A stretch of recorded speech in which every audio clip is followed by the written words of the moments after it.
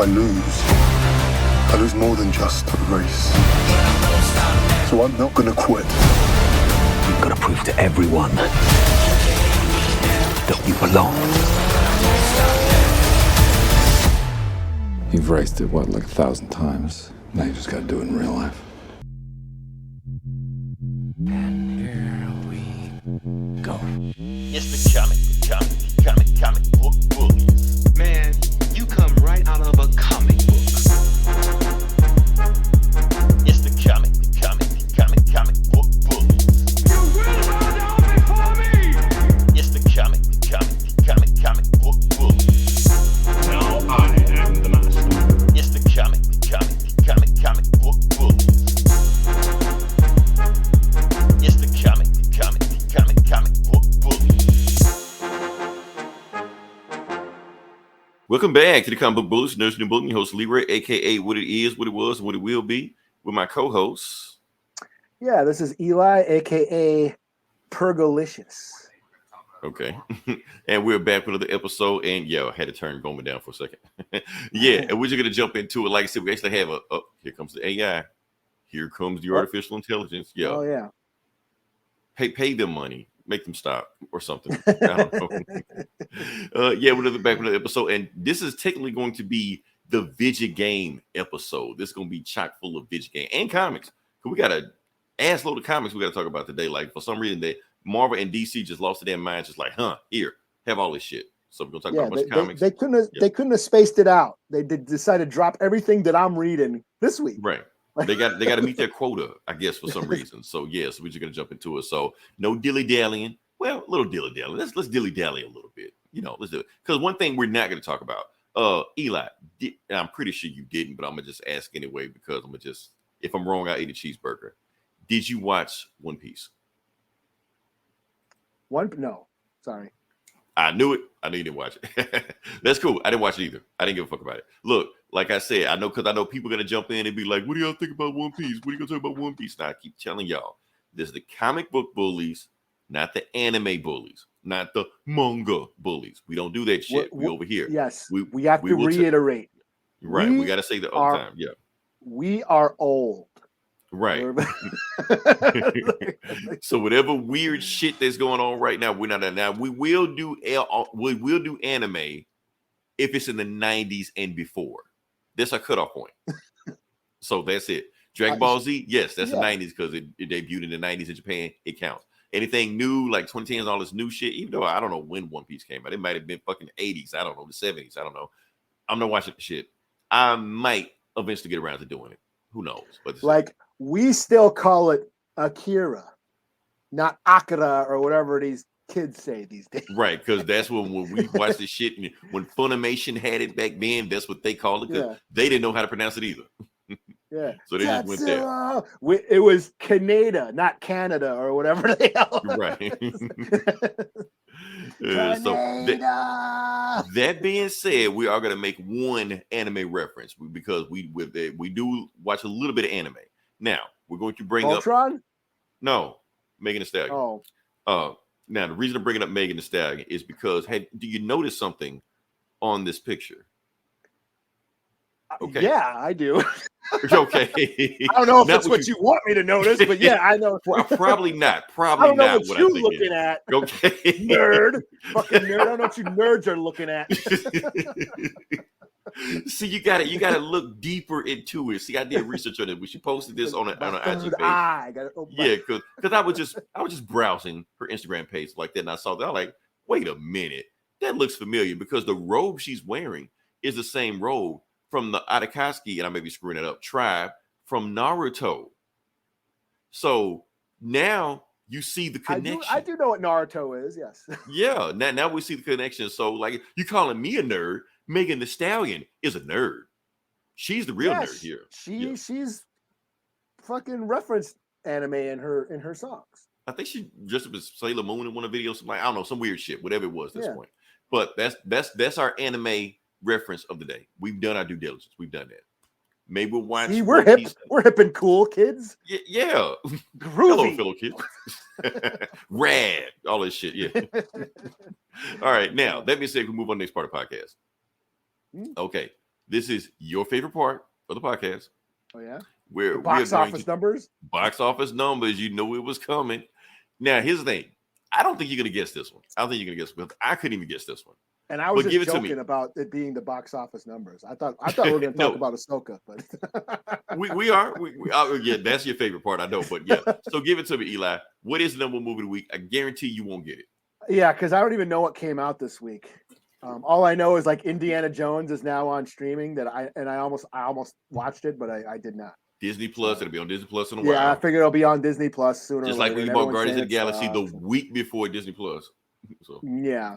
yeah. But So here's what we got. I don't know what came out this week. I really don't know. Okay, here we go. Boom. The Equalizer. Barbie? Well, Barbie. Oh, Equalizer. Oh, okay. Yeah. That came out. Equalizer. Oh, and it's number one? And it's number one. It No beat shit. Barbie barely.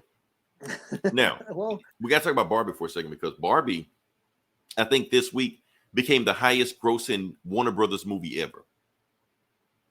Over everything. Aquaman, Dark Knight, Joker, whatever you got. Like the Barbie is the highest grossing Warner Brothers movie of all time. So pretty impressive. Oppenheimer is almost at $1 billion. You don't see it right there, but Oppenheimer, I think, is at 852 million right now. I don't think it's gonna hit $1 billion, but if Oppenheimer hit $1 billion, that's pretty impressive for R-rated movie. So yeah. But the movie we're going to talk about, which actually hurts me, is Gran Turismo. Oh, and Blue Beetle. Fuck Blue Beetle. But Gran Turismo, that's what we're gonna talk about because that is what we're talking about this week. We're talking about Gran Turismo. We're gonna talk about a car movie that's a video game movie. It's all the things, and we're gonna talk about that. So that's what we're gonna get into it. It was something else on this list I want to talk about also. What was also here? Nope, that's it. That's what I want to talk about. Anyway, shitty weekend for the box office, but that's how it is. It'll probably pick up down the road, or it may not. I don't know. We'll see how it goes. But let me say, now we move on to the next part of the podcast. and it's Labor Day weekend too. So Yeah, and you know what's crazy? Like they had like a cinema day was last weekend for $4. You could see any movie at the theaters, and I don't know if that helped any, but you know it was a thing. So yeah. So that being said, we're gonna move on to the next part. All I saw was a bunch of viral videos of yeah. Okay. Oh, viral videos of what? You get left I hanging. fucking up. No, you're there. You said viral videos. Viral videos of kids. Yeah, of kids mobbing movie theaters and shit. Oh, the reason not to go. Gotcha. Because they got nothing else to do. Movie theaters, the only babysitters. So yeah. All right. So we're gonna move on to the next part of the podcast. We're gonna talk about a movie that I saw that I waited to see it because, like I said, Eli, I know you wanted to watch Ahsoka and you want to review Ahsoka, and I want to review Ahsoka also. So I don't want to have like too much in this knocking in my head. Like, let me focus on that and just go from there. But now we can actually talk about this movie. I want to talk about Gran Turismo, and yes, I saw the movie, came out of theater. I saw it with the whole family, and it was a very interesting movie. We're going to break it down. What is it now? As far as Gran Turismo, like I said, this is a video game movie. So we're going to talk about the video game section of it. Eli, you there? You froze up? Oh, well, he's froze. Oh, I thought you froze. Yeah, I'm here. Yeah. Okay, cool. You were just like sticking in Yeah. pose for a while. Like, oh, did he malfunction? Did he glitch? You pulling a Mitch McConnell? I think I did for a sec, but yeah, Okay. because I did not hear you for a second. Oh, that's probably what it was. Okay. So that's what's going on. So, like I said, I have put in a lot of time in Gran Turismo. This is not like a casual game with me. Like I said, the whole 2000 decade was a blur to me for the most part. But two things I do remember: Halo and Gran Turismo. Remember two things. So I put so much out. I put so much time in Gran Turismo that where's that scene? Yeah. Okay. So Yeah, you should have been in this movie. No, not me. You know what? The scene's gone, but that's okay. Yeah, I put so much time in this movie, game that okay. Remember in Iron Man 2 when he was fighting Whiplash? Oh yeah. Okay, Yeah, the racetrack and shit. on the racetrack, I Monaco. remember the racetrack. It was a Santa Monica racetrack. So where they were fighting, I knew exactly where they were fighting in the game because the same racetrack was in Gran Turismo. So I knew exactly what the scene it was. So. But no, they weren't gonna make a movie about me on this shit. DeAndre, what's going on? Yeah, All right, so that's going on with that movie. So, what is this movie about? A lot of people don't know what this movie about. Yes, I know a lot of people didn't play Gran Turismo because I know you wanted to play the fun games. You wanted to play Need for Speed. You wanted to play Burnout. You wanted to play Midnight Club. Hell, Grand Theft Auto because it got racing on it. I get you playing the fun games over here. But the funny thing about Gran Turismo is that like we talk about Nintendo has Mario and Sega has Sonic and Xbox has Halo. What does PlayStation have? PlayStation has Gran Turismo. Gran Turismo is their best-selling game on every single system. Just look it up, you see it. PlayStation 1, PlayStation 2, PlayStation 3. As far as like the exclusive games, it's Gran Turismo, whatever version that is, on every single system is the best-selling exclusive game. So that's why I decided to make a game of it. Now, a lot of people, now why is it so popular, even though you don't really know anybody that plays it? Because it's popular overseas. It's like soccer. We don't play soccer. We don't know about soccer, but soccer is huge everywhere else but here. Same way. So, matter of fact, PlayStation in general is more popular everywhere else. Like Xbox popular in America, but PlayStation popular, like way more popular everywhere else, other than Japan. But no, especially Japan. Yeah. Back to what I was saying. This movie is based on a true story about a real life guy that was sitting in his basement playing video games, playing Gran Turismo, and his score was so high that they decided to Nissan decided to sign him to a contract, train him for real, and put him on a real racetrack with the best racers in the world. And spoiler, I'm gonna spoil it for you. He became so good that he raced the Le Mans track, which is the hardest track in the world for anybody to race, and he placed third in that shit. The Le Mans track, if you've seen Ford versus Ferrari, which is to me the best racing movie of all time, that's the ending of that track, of that game, of that movie. So he raced that in real life. Yeah, that makes a lot of sense. Yeah. So that's what's going on with this movie right there. So this guy did it in real life, raced it out of nowhere. Matter of fact, he was like 19. One of the things, like his parents were like, okay, yeah, we love you, but you don't have a job. You work in retail, and all you do is sit at your house and play PlayStation all day. When you go move the fuck out the house, you know. So it's kind of like The Last Starfighter in a way. Okay, break down Last Starfighter. I heard that before, but I remember, but I don't remember it. So what was Last old Starfighter 80s movie where the kid was really good at that video game, that space video game, and then aliens come and say, hey, we're going to recruit you for our army, and he goes up in space and flies the spaceships for real and helps them win the galactic war and shit. Yeah, that's that 80s gem. Yeah, 80s that's exactly the plot. Yeah, exactly what you just said. Like I said, he went by space. Said this actually really happened. That's the crazy thing about it, because some crazy ass executive was like, let's take some gamer kids and put them in real cars and just see what happened. Everybody was like, okay, that's fucking crazy. These kids could get killed. These kids could die. Yeah, but we'll make money off of it. You know, that's all he was thinking about. And the sleazy executive I'm trying to see was nope, not that guy. Why am I stuff screwed up? That's David Harbour. Now we'll talk about him. That guy, Orlando Bloom, Legolas, or the pirate dude, not Jack Sparrow, the boring one. Him. So he was the snake oil salesman. Movies. I did forget he was in those movies. He's in them, but I don't remember his name. And he's the main guy. Like he's the star of those movies. Yeah. All three of them. Whatever, Will Riker, or maybe something. I don't know. That's somebody else. But the point of the movie, like I said, is what I think about this movie. It was directed by Neil Blomkamp, the same dude that did District 9. So they actually got a real director to do this, and you can see it when they do like the racing scene. The racing scene is some of the most exciting racing scenes we've seen in a while in a movie. Like I was on the edge of my seat, like I was in a theater. It wasn't a packed theater, but there was a lot of people in there. And anytime he even passes somebody in the movie, people were excited. You know, like, ooh, yeah, you know, because they like got that visceral excitement to it. Like I said, it was white knuckle action. And Eli, look how hard it is for these knuckles to get white. That's how good the racing was in there. So, I never liked that phrase anyway. But sounds like a great movie, right? But like I said, this was the main guy in the movie. His name was whatever, I can't remember. He was cool. He was all right. He did what he was supposed to do. He didn't have like magnetism or charisma, anything like that. But he was cool. The point of the movie was the main to go see the movie is actually David Harbour.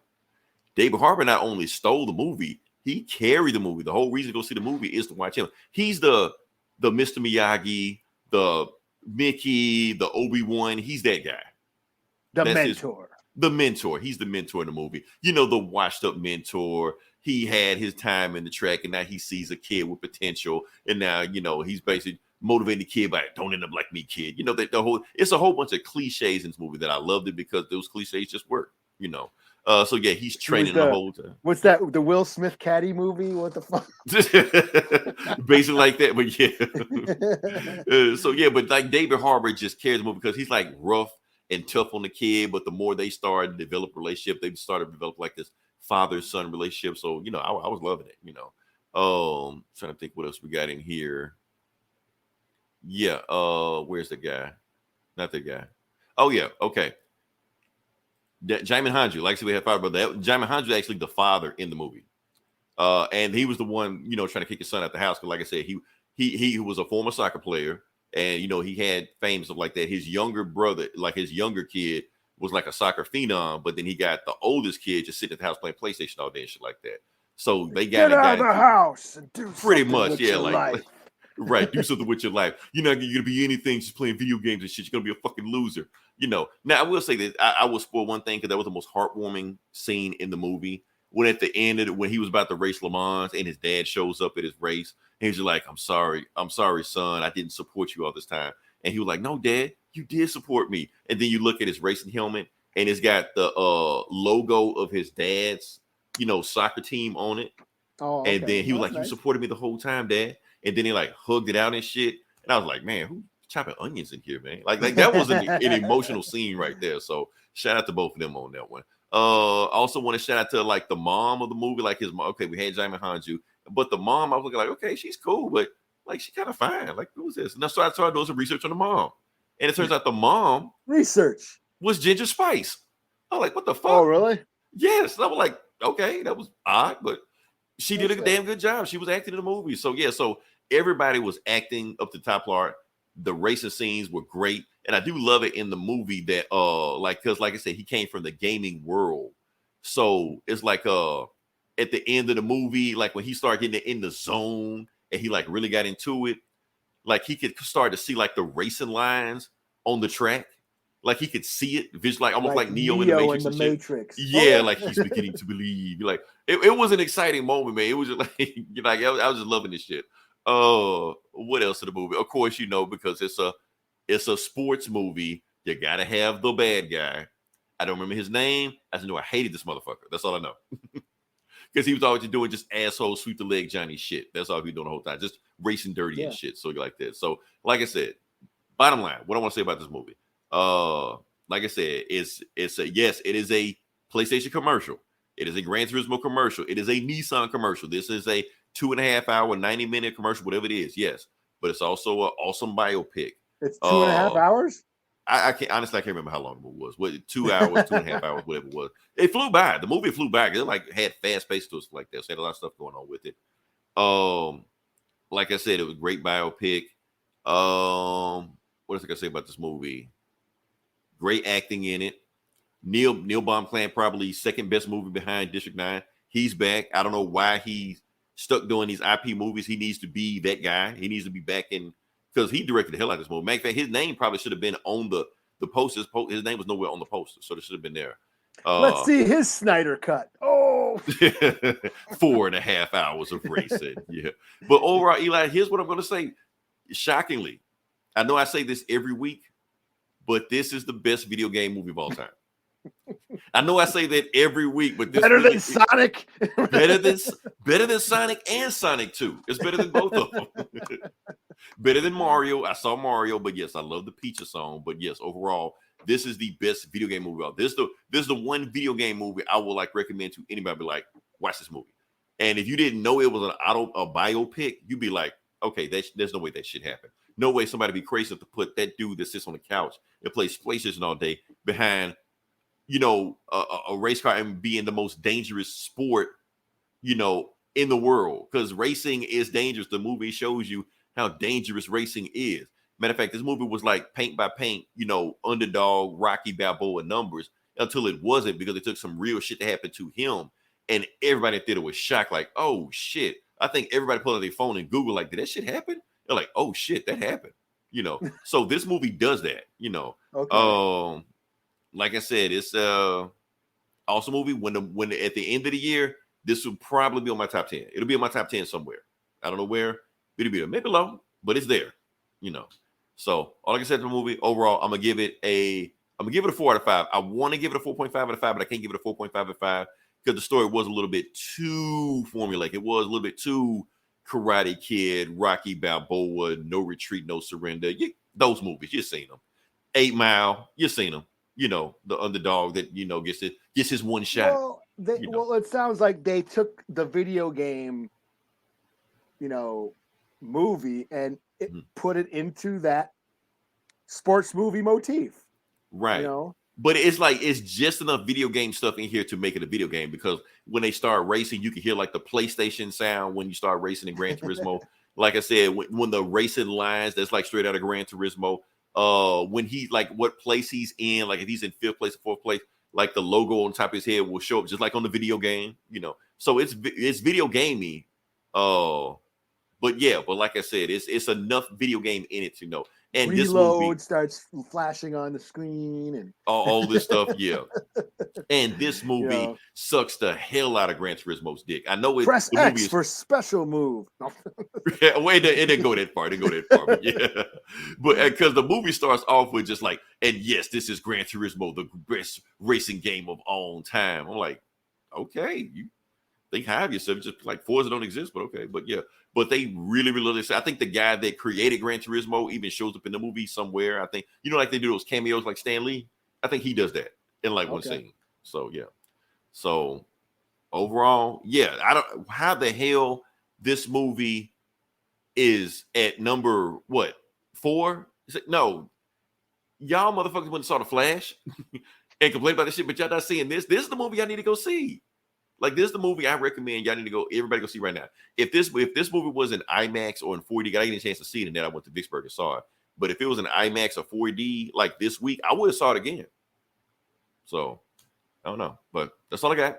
Like I said, Gran Turismo is the movie. It's probably one of my sleeper hits of the movie. Y'all should be ashamed of yourselves for having this movie this low ranked. So, that's all I got. So, we can move on to you now. We can talk about your favorite part of the podcast now. Ashoka. Ashoka. Ashoka. The reason I'm saying that because just like we said Naruto and what would you say, Akira? That's how they would say it in Japan, especially when it's spelled. They would say Ashoka. So yeah. All right, but we can move on next to. Okay. Anyway, go see the movie, y'all. Just go see the movie. So go see. Oh shit! Where did I go? No. Okay. Stop watching Flash and Shazam 2 and shit. So. And then bitching about it. Right, and then bitching about it afterwards. I saw the Flash. I watched the Flash. Oh, did you? Okay. Well, thoughts? It was fine. Cool. So it was a good movie. Cool. All right. Like I said, it's totally. No, that's fine. That's fine. If you said it's fine, that means it's a good movie. Yeah, it's perfectly okay. Was it the greatest? No. Was it the shittiest piece of shit that everyone pretends to think they didn't know? Right. Did it have its flaws? Yeah. Did it have its moments? Yeah. But you're not allowed to praise the movie any way whatsoever, according to the internet. So. I was entertained for a couple hours. Yeah. Now that being said, we do have to go a little bit further. Okay. Yes, you were entertained. It was entertaining. It was but at the same time, a movie based on Flashpoint, should it just be okay? Should it just be entertaining? Well, that's what I'm saying.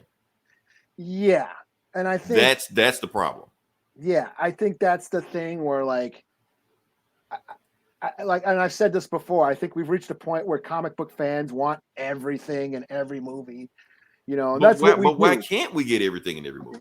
Because it takes 10 years to do that shit, like with Marvel, to make it good. It took them 2 years to do that shit. When were Flash was like 2015 or some shit? Yeah, but to make it, if I think what they want it to be Endgame. They want something on the line of Endgame. The reason why Endgame worked is because they took the time and 10 years to make us fucking give a shit about, Endgame that much. Flash did not do that. It was a rocky road from the beginning. And, so a game, a story like Flashpoint, I think deserves like something like that,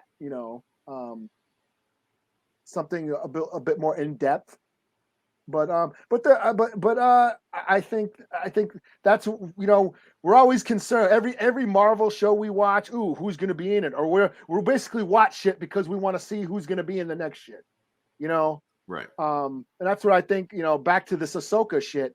Ooh, the Inquisitor is going to be Ezra, or it's going to be Star Killer, it's going to be someone. It's like, will you just watch the fucking show and quit worrying about dragging some other But let me ask you this: you know? didn't the showrunners kind of bait the fans on this guy might be somebody or something? Did not do that? I didn't. I don't. Maybe they did. Maybe they didn't. I was kind of I haven't heard anything. But, yeah. I mean, Okay. but then again, I don't know.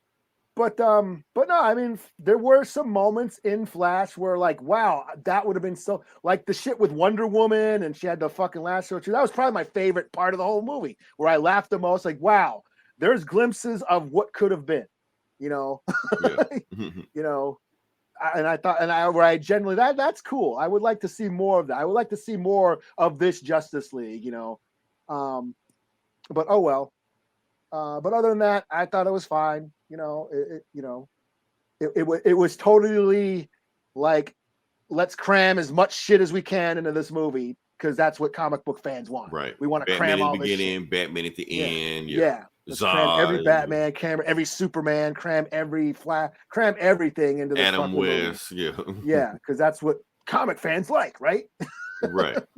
You know, Honestly, I think they were banking on that to be like the money shot when they just crammed like every damn superhero they could think of, every Superman, every Batman, every Flash or whatever.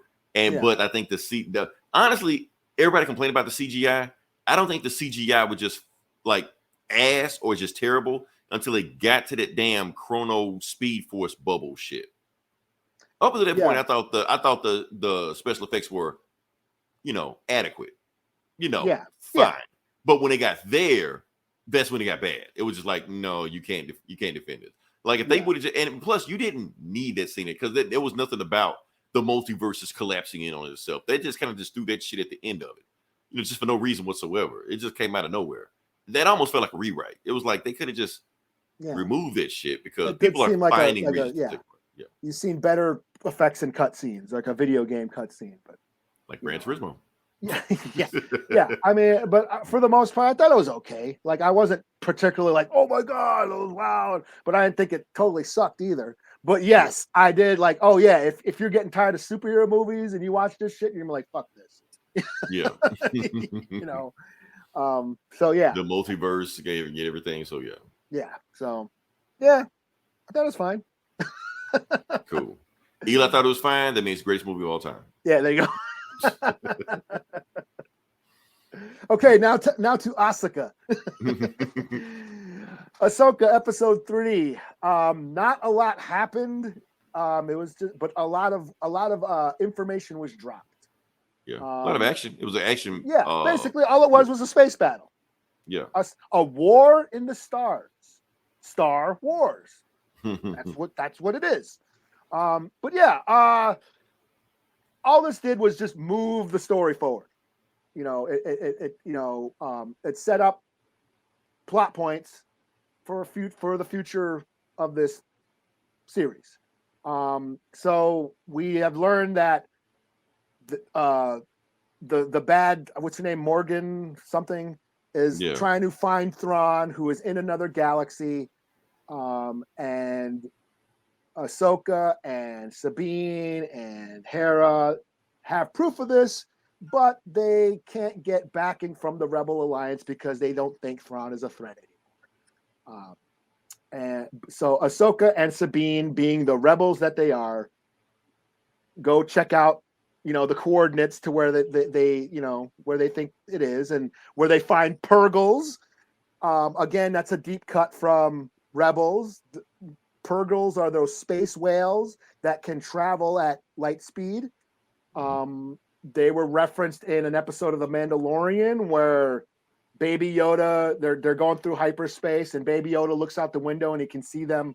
He can see the whales floating by, traveling with them. So they were referenced on The Mandalorian, but they are from the Rebels show. And I was hoping when they showed up in that scene at the end of the episode that Ezra was going to be riding them, because Ezra can like communicate with animals and shit, you know. Okay. And he basically rides these whales on the Rebel show. And that's what happens at the end. That's how he defeats Thrawn. He basically gets one of the whales to come and take him and Thrawn into a hyperspace, and that's why they don't know where they are. But they did establish that there is another galaxy outside the Star Wars known galaxy. And this is can be something cool or it could be something controversial, Marvel. Basically it's a whole new galaxy. I think Dave Filoni is setting up galaxy so he can do his own there. That's what I think. Yeah. And or not even that.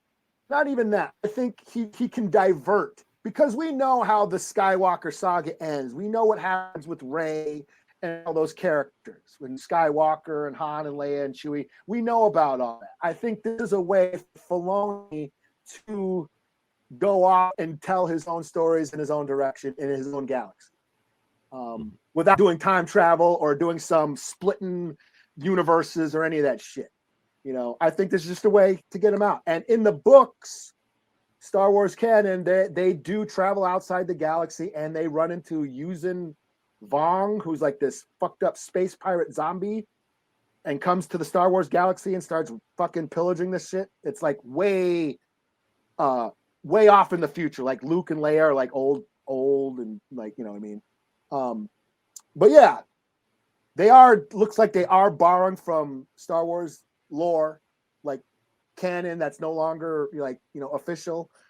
And the biggest thing is Jason, Hera's son. His name is Jason.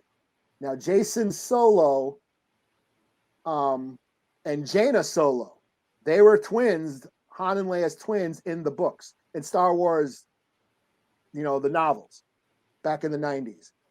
Jason goes dark and becomes a Sith in those novels. Kind of like Kylo Ren, where they called him Ben, Ben Solo. But this is Jason Solo. But Jason is Hera's son. So that's kind of a deep pull. So who knows what he's going to do, if he's going to become a Jedi or whatever, if he's going to go dark and all that shit. Theories abound. But you know what I'm sick of? I'm sick of everybody saying that all these Jedis got to go dark all the time. Is that Inquisitor going to be Ezra? Why the fuck would it be Ezra? Right. Why would he all of a sudden become an asshole? When Disney first announced the new movies, the new trilogy. Oh, Luke Skywalker is going to go to the dark side. Like, why? Why the fuck would he do that? It would, Well, what they kind of hit in the last movie that Return to the Jedi, that he was basically going to like take Vader's place. I don't know, or maybe that's just some hit. That's what the Emperor wanted him to do. Palpatine wanted Luke to kill Vader, his father, and take his place at his side. But Luke said, "No, I'm not going to do that." It's not that Thrones is like, "Nope, I ain't doing that." And then Vader ends up killing the Emperor to save his son. But it's like, it's stupid to like, it's kind of like, I get exhausted. Like, why would these good guys all of a sudden go bad? Like, not everyone's a bitch like Anakin, So yeah, this whole thing of, it's going to be Ezra as the Inquisitor. I was like, that's just stupid. That would ruin his character. And like, what was there? Was there too much traffic on the planet? He's like, what made him snap? He went through all these trials and tribulations and, being tempted by the dark side, and he resisted it all. What was the straw that broke the camel's back to make him finally, fuck this shit, I'm going to be a bad guy? It's just stupid. Well, I don't think it's going to be him just because it's too obvious. I mean, that's just lazy writing in general. Yeah, I don't think it's going to be anybody, but everyone says, "Ooh, who's it going to be? Who's it going to be?" Just watch the show and enjoy it. And then when it turns out to be nobody, don't bitch. It sucks. It should have been Star Killer. Yeah, Star Killer. Like, Star Killer was like, wasn't he pulling like Star Destroyers out of the sky with the Force and shit? Right. And he couldn't even fucking defeat Ahsoka. Like, come on, it's just dumb. But yeah, I mean, this was kind of a short episode, just half hour. Kind of easy breezy in and out. Like I said, not much happened. We had a cool space battle. We got some little, lore, some nuggets of Jedi lore, Star Wars lore sprinkled in, and just simply move the story forward. Yeah, it did exactly what it needed to do. It was just a filler episode. I wasn't particularly like blown away by it, but I did enjoy it for the most part, just because I got to hear those little Easter eggs and those little references and shit. So yeah, I'll give it a 3.5 out of 5 this week. Okay. So, oh yeah, that Morgan little something, whatever her name was. Yeah. Yeah, her. Okay. Turns out she's like some kind of world-renowned stunt woman or some shit. Like, I mean, in real life, yeah. And apparently, like Bruce Lee is her uncle, but not like her real uncle, like like blood uncle, but like he came by the house so much, she just called him Uncle Bruce. Okay. So, she did do that duel in that episode of The Mandalorian. She was dueling with that spear and shit, so she knew some skills. So it makes sense that she would be have some kind of martial arts background. Yeah, so I just thought that was pretty cool. So yeah. All right. So still on you, Eli. We're now fully fled. No, you know what? Let's go back on me. Let's put it back. Okay. What else do I got? You got a bunch of shit. Do I? I'll give you a list. Oh yeah, you got it. This rest of the show is just you. Yeah. But that's why I'm just knock out. I'm gonna just knock out this little piece right here. Then we go move on from it. Because I think this is important. Let's see. What is this? Yeah. I hit it on first try. Cool. Marvel's Disney new lineup. Okay, so yeah, so Disney is okay, because they want to blame it on the writer's strike and shit like that. Basically, they're pushing back all of their movies. No, actually, just everything on Disney Plus. They're pushing everything back on Disney Plus. So whatever schedule they had before, they pushed it back from there, and I'm just gonna throw up on the schedule. Boom, that's what it is. So hopefully everybody can see it. What if it's around Christmas? It will be this year. Loki is still coming out on October, so Loki's not moving. It's there. Echo, on the other hand, has moved back to January. It was going to come out in November. X-Men was still X-Men the cartoon still 2024. Agatha Harkness sometime in fall next year. Ironheart is no longer on the schedule, even though Ironheart is done. They've already finished it. Not on schedule. Really? No shit. Yeah, Daredevil paused. Wonder Man paused. So they're saying because of the writer's strike, but there's always some bullshit going on. So I don't know. So people are upset. Oh, why you cancel Ironheart? Whatever. I do want this. If y'all gonna bitch about Batgirl and stuff like that, put the same energy in Ironheart. If Marvel didn't do what they're supposed to do, so that's all. I don't care either way. It's just like do whatever you want to do. What Batwoman? What? Right. Oh no, Batgirl. Batgirl. Remember the shit was done and they just threw the shit in the fire, whatever like that. Yeah, Ironheart was done and they just threw the shit in the fire. So yeah, no shit. That is stupid, but yeah. So I don't know. That's all I got. It's on you now. Okay, well, you're the one who's controlling shit. Are we going to the Vidja game section? We've been in the video. We never left. We started here. But yeah, let's go to it. Let me see what we got first here. And I don't even know what I got here. Let's see. Oh, there you go. Oh, shit. I totally forgot about this. So because I don't know what this is. You got to break this down for me. I think this is on this is going to be a game on the Nintendo Switch. Is it a Switch game? Skull Island: The Rise of Kong. I thought, it's a video game where you're King Kong and you get to run around Skull Island and beat up monsters and shit. Looked all right. Looked kind of fun. Yeah, that's all I got. All right. Next on the list. Okay. We just running the gauntlet. Okay. Here we Okay. go. This looks dope. Okay. I'm stoked for this. I am stoked for this. I'm probably I've been thinking about it for years, but I think I'm finally gonna get a Nintendo Switch just for this game. This ain't gonna be on anything else but the Switch. So both of these are Switch games? PC. It's gonna be on PC. I don't know if it's gonna end up on Xbox or PlayStation, but right now it's just gonna be on like Steam, PC, and Nintendo Switch. Yeah. Let me look into that. So this is G.I. Joe: The Wrath of Cobra. This is an old school style side-scrolling beat 'em up game where you get to choose between a bunch of G.I. Joe characters and you just go across the screen beating up Cobra agents. It looks so fun, like Streets of Rage, the Ninja Turtle game, all that, side-scrolling Castlevania, side-scrolling. But you got guns and you're shooting, so. Yeah, and you can choose between, you can be Snake Eyes, you can be Roadblock, you can be Scarlet. I think Duke is another character, and I'm sure later on down the line they're gonna have more characters. Sergeant Slaughter. Yeah, Sergeant That's what I Slaughter and Flint and Rock and Roll and Lady J and all that, and fuck it, have the Baroness. Cover I'd love to girl. play as the Baroness. Yeah, even though Baroness is a bad, maybe she jumps sides. Just I would love to play as the Baroness. just throw some lore in there, and they'll find a way. Yeah, she was a secret agent. You get to play as Baroness for a while. Triple agent going back and forth like that. Yeah.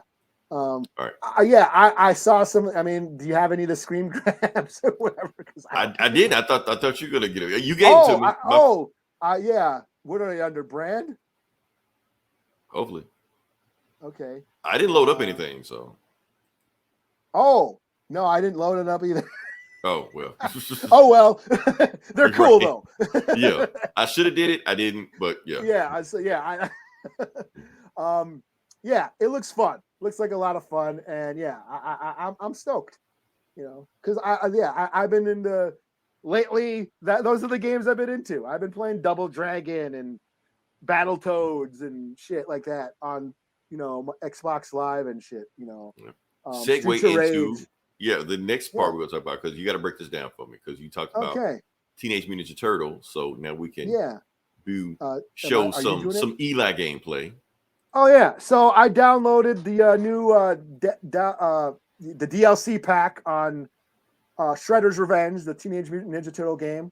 Shredder's Revenge. They dropped the new characters. You can be Karai, who's here. She was one of the foot soldiers, Shredder's homies, but she's switching sides. So that's why we can play as the why if she can switch sides, so can the Baroness. Baroness can switch sides too. Yeah. So yeah, this is just me playing as Karai here. And she's really fast. I was getting some mad combos with her, and it sucked because I was like, okay, every time I got up to like almost 200, hit combo and shit. I'm like, I'm gonna record. Right when I record, I fuck up, and because you get on a rhythm, You just start over and do it again. That's what I do. Yeah. And so that's what I tried to do here. I was trying to like start over, but then okay, now there's eyes on me. Now I can't do it. But yeah, she's really fast. Once you get her going, she's super fast and OP and shit.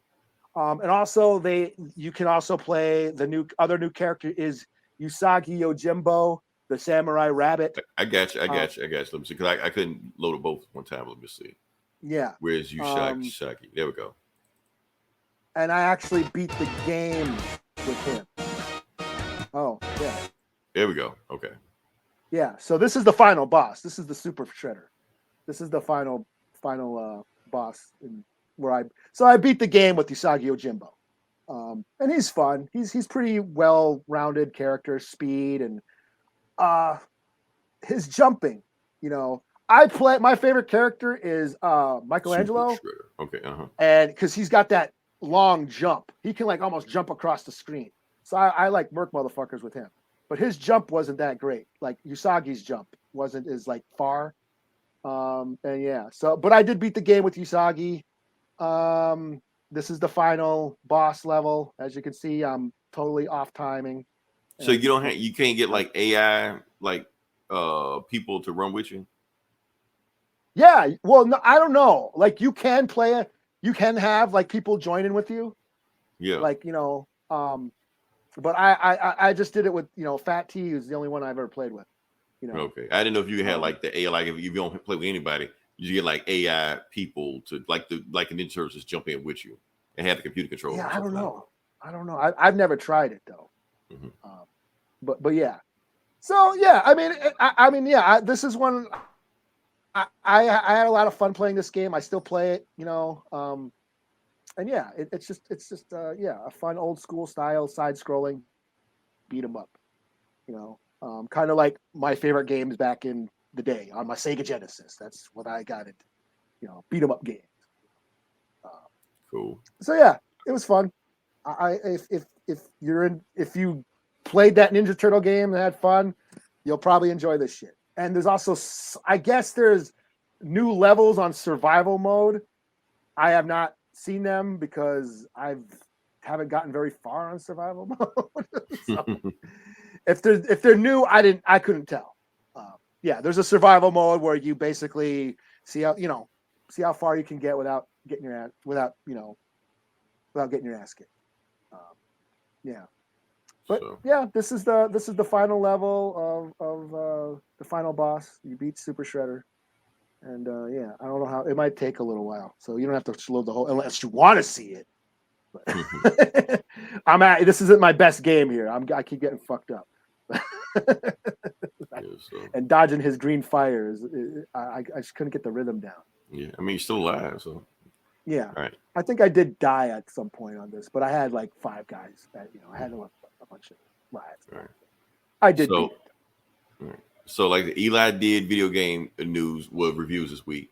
I was going to do video game review this week. I was going to review Starfield, that new Xbox exclusive game that came out. Yeah. Okay. But the thing is, I'm not in the beta. The beta's already out there. Everybody's already playing to get ready. I didn't sign up for the premium shit, so I have to wait till next week before I can play the game. However, I already downloaded the whole file to my Xbox. So once it's done, I'll play it, I'll review it, stream it, whatever I need to do, and kind of go from there. So yeah, Fat T, I guess, was playing it. And he's saying he's already in there. Okay, so he's and he uploaded some footage. I saw some of it. It looks like a Halo. Kind of looks like a Halo. Well, it's more like Skyrim. It's the guys who made Skyrim. Okay, in space. Yeah, Skyrim, though? Fallout. So it's Skyrim in space. Yeah. Okay. Yeah. Does it look like what's that fucking game? Destiny. Shoot 'em. Destiny. Yeah, it kind of reminds me of Destiny. Like a Destiny, but yeah, because I thought it was just Destiny, but it's not Destiny. Yeah. It's a regular game. So it's a third person. You can see. It's not like cool because wasn't Destiny a 3D shooter, like a first person shooter? No, it's first person. It's just like Halo. Matter of fact, the people that made Halo made Destiny. Okay, well, I thought Halo was a fucking Halo's first person, like a first person shooter. It is. Yeah. Yeah. So they all first person shooters. So. But I think the Starfield where you can see your guy, you can see him. No, can you? Or maybe you can choose. Maybe you can choose because I think Skyrim you could choose whether or not to see the guy or just have a sword in front of you. Okay. In fact, I'm gonna play Skyrim too. I never did play that, but I'll see. I'll see how it goes. I tried playing Skyrim, and it took me like 2 hours just to create my character, and then it took me like another 2 days just to get on the wagon. I'm hitting default. Yeah. And whatever it is, that's what it is. That's what I'm gonna be. It took forever to. Yeah. It took. That's the thing is I ain't got time for that shit. I ain't got time to play. Oh, hey, there it is. Can you see that? See what am I saying? Can you see? Let's see. How do you get that thing up there? Hold on. There. That's what she said. Hold on. Before you do something. Okay. There you go. Okay. There. I beat Shredder. There you go. Oh, nice. Okay. There's the end of the game. And yeah. So. Yeah, I ain't got time to play that shit. Like I was playing that Ghost of Tsushima, got super far. I played it for like a month and I'm still not, I never finished it. Never finished Red Dead Redemption or, all those are like very, very long games. Yeah, so, long ass games that I just ain't got time for that shit. Yeah. So, all right. Well, let me see. Can we move on to next part of the podcast? Yeah. Okay, like I said, this is Comic Book Bullies. We'll be talking about comic books, so we're just going to jump into it. I'm going to let Eli go first because he has more books than I do, even though I have more books I normally do, but he has more books even more than I have now. So, okay. Yeah. So, what's on deck? Well, I'll start out with Blade. We'll do Blade right up the Daywalker. Yeah, Blade number 2.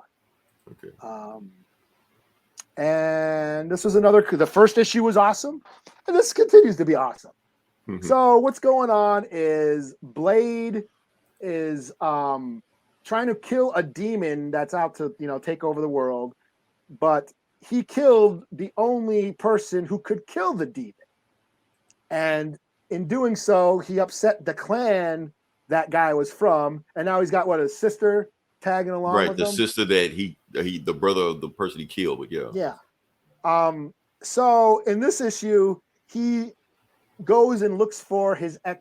He has an ex-girlfriend, Tulip. I never heard of her, but I never heard of her either. I don't know if they just made up for this or what. Yeah.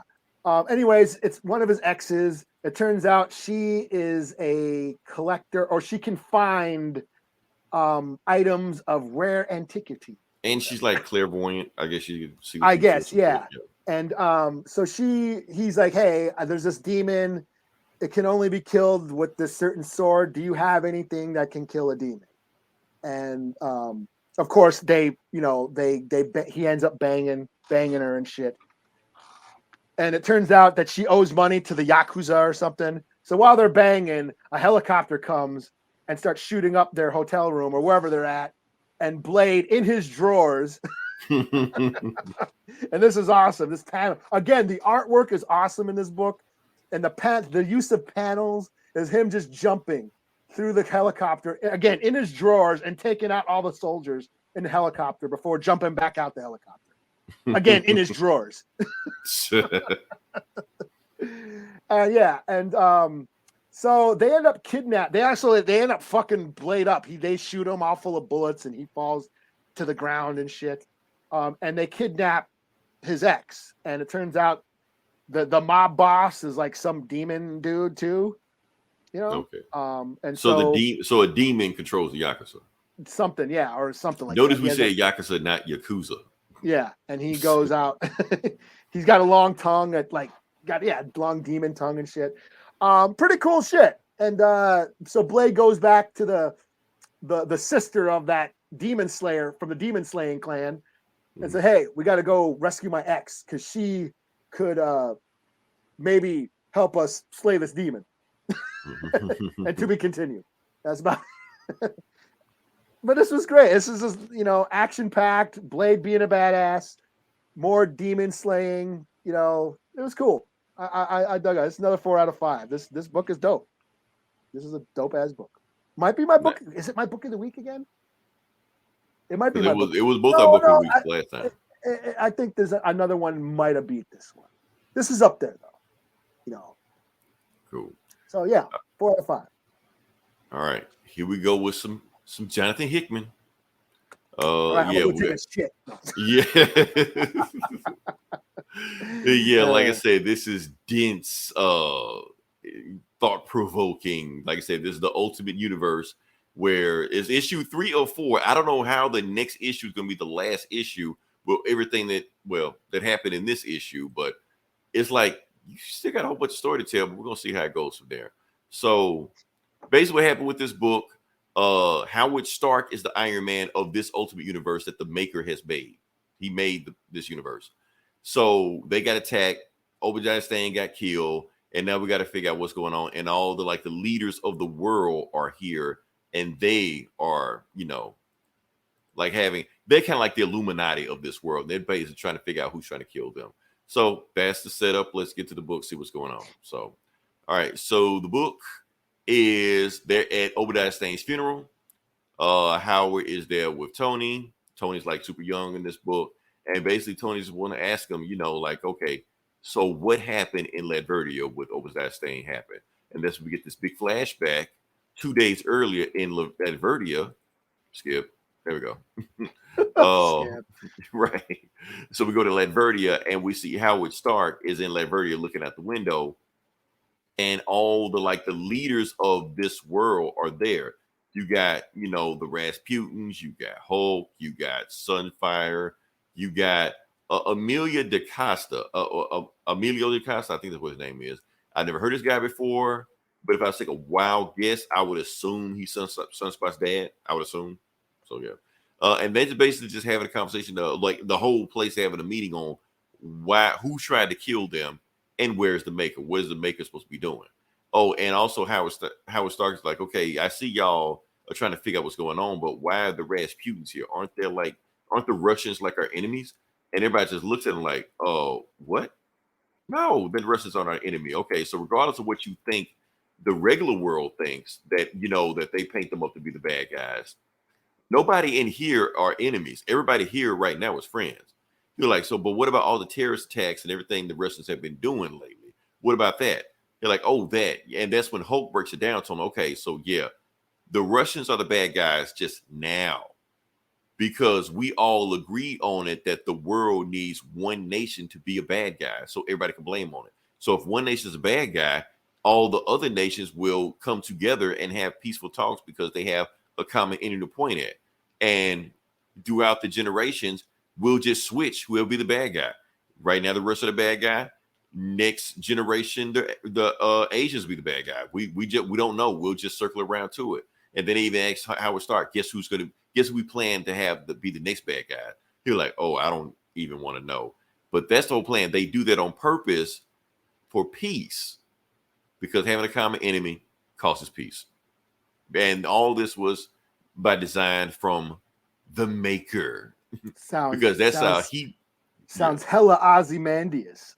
It's very, very much so Ozymandias. You have one common enemy to create world peace. It's the exact same plot he ripped off from Alan Moore. So that's what the maker did to this planet to create world peace. So yeah. And basically he's just like, we need to focus on something. And he's like, Howard Stark, I need you to come with me because we need to work on the Immortus engine to find out who is trying to kill us. And that's going. Another flashback of him and Tony. I don't care. Oh, and there's you gotta have charge. Gotta have charge to grab. They're showing the world of basically where all the world leaders are, like Howard Stark and is the there, school and all stuff like that. But that's the graph right there. What's going on? So all the and world the unknown leaders. Territory, and it's Wakanda. Right. Luckily, there's no Wakanda. I think he got rid of Black Panther. I think which would make sense. No, it said like unknown territory, and it's the little black dot in the middle of Africa. Oh yeah, but it was too far down. Wakanda's like further down. That's like is it? Oh shit. Yeah, maybe it's like Apocalypse or something. I don't know. Who knows? But that would make sense to make it be the first thing to take out Wakanda. I mean, if that was going to do so. And then more graphs. We're not gonna go there, but yeah. And anyway, so the point is, the maker takes Howard Stark into his city, like his underground lab. He's like, I need you to work on something, and I brought you a partner to work on it with. And the partner I want you to work on the Immortus engine with is the smartest man in the universe, Reed Richards. And Reed turns around, and he's wearing a Doom mask. We continue. Oh, and there's a okay, go ahead. No, there's a stinger in there at the end also. So we go 1,000 years into the future. And we find out the person that sent those crazy ass Avenger clones to kill him from the future. And they're like, and the guy that sent them is about to send some more crazy ass Avenger clone. He like, we've been waiting, just give us, and he like, everybody shut up. He like, we will get revenge. We will stop them from doing what we're supposed to do. Their time will come. And it turns out it's Kane. But this Kane, Iron Kane. He looks like Iron Man. So what the fuck is going on with that? What the fuck? Yeah. Yeah. So is it Howard Stark in the future? Is it Tony Stark in the future? All I know is that the next issue is the last issue. So I'm surprised you got through that pretty quickly. Oh, that's because I condensed a lot of shit. I read this a bunch of times. Like, how do I get this shit down as much? Because if I really read this shit, we'd be here all day. So yeah. Yeah, because I was feeling kind of penguin. Yeah, that was like, we're not going to do another penguin. We're going to get past this shit as fast as possible. So yeah.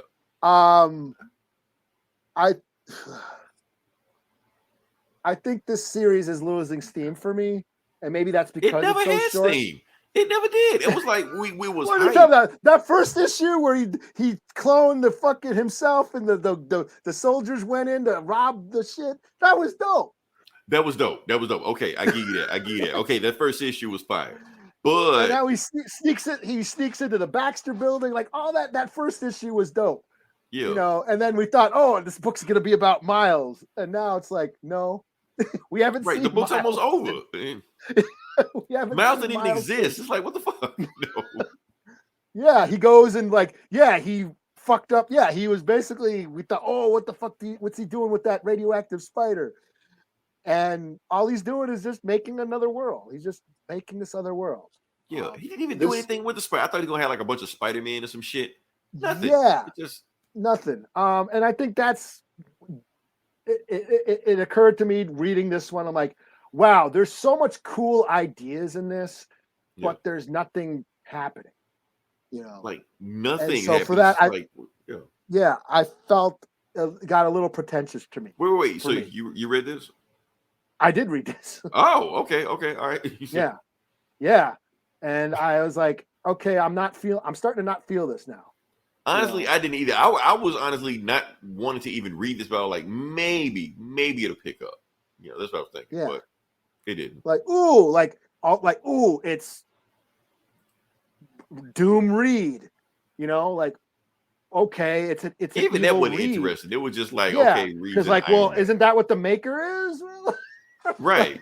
It's just You know, like, okay, you know, I don't know, but I just like, wow, there's all these great ideas, but it's nothing's happening.